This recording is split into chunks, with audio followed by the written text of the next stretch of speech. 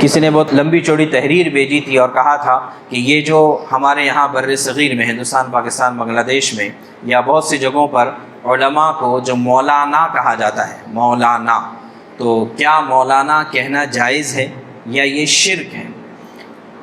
جائز ہے یا شرک ہے؟ اس کے اوپر ایک لمبی تحریر تھی، اس لیے کہ لفظ مولا یہ اللہ کے لیے استعمال ہوتا ہے، تو اللہ کے لیے جو لفظ استعمال ہو کیا وہ بندے کے لیے استعمال کیا جا سکتا ہے؟ تو اس کا جواب یہ ہے کہ دیکھیے کہ لفظ مولا کے بہت سے معنی آتے ہیں، تقریباً علماء نے 17 معنی لکھے ہیں لفظ مولا کے۔ تو مولا اس کا ایک معنی آتا ہے رب اور پروردگار، یقیناً رب اور پروردگار تو اللہ ہی ہے اور کوئی نہیں ہے، لیکن مولا کے معنی آقا کے بھی آتے ہیں، سردار کے بھی آتے ہیں، داماد کے بھی آتے ہیں، آزاد کردہ غلام کے بھی آتے ہیں، تو لہٰذا یہ سب معنی آتے ہیں۔ پڑوسی کو بھی مولا کہا جاتا ہے، تو بہرحال تو اس طرح کے مولا کے بہت سارے معنی ہیں۔ تو ہم اگر کسی عالم کو مولانا کہتے ہیں تو مولانا کا مطلب ہوتا ہے ہمارے سردار، ہمارے بڑے، یہ مولانا کا مطلب ہوتا ہے۔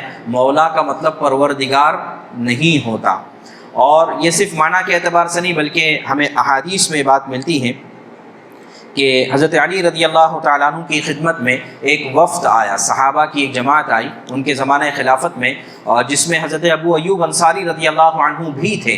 انہوں نے آ کر حضرت علی رضی اللہ عنہ سے فرمایا السلام علیک یا مولانا، حضرت علی سے فرمایا یا مولانا۔ تو ظاہر ہے کہ صحابہ کی جماعت ہے، وہ تو کوئی شرکیہ الفاظ تو استعمال نہیں کر سکتی۔ اس کے علاوہ خود اللہ کے نبی صلی اللہ علیہ وسلم کے بارے میں آتا ہے کہ حضرت اسامہ بن زید رضی اللہ عنہ کو فرمایا کہ انت اخونا و مولانا، کہ تم ہمارے بھائی بھی ہو اور ہمارے آزاد کردہ غلام بھی ہو، اس لیے کہ آزاد کردہ غلام تھے تو لہذا مولا۔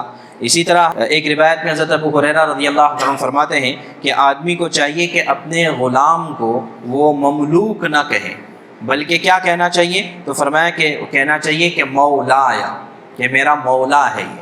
تو بہرحال خلاصہ یہ کہ مولا کے بہت سے معنی آتے ہیں، ایک معنی ہوتا ہے پروردگار کے، وہ اللہ کے ساتھ خاص ہے۔ اگر ہم کسی عالم کو مولا نہ کہتے ہیں تو اس کا مطلب ہوتا ہے ہمارے سردار، ہمارے بڑے، اس کے استعمال کرنے میں کوئی حرج نہیں ہے۔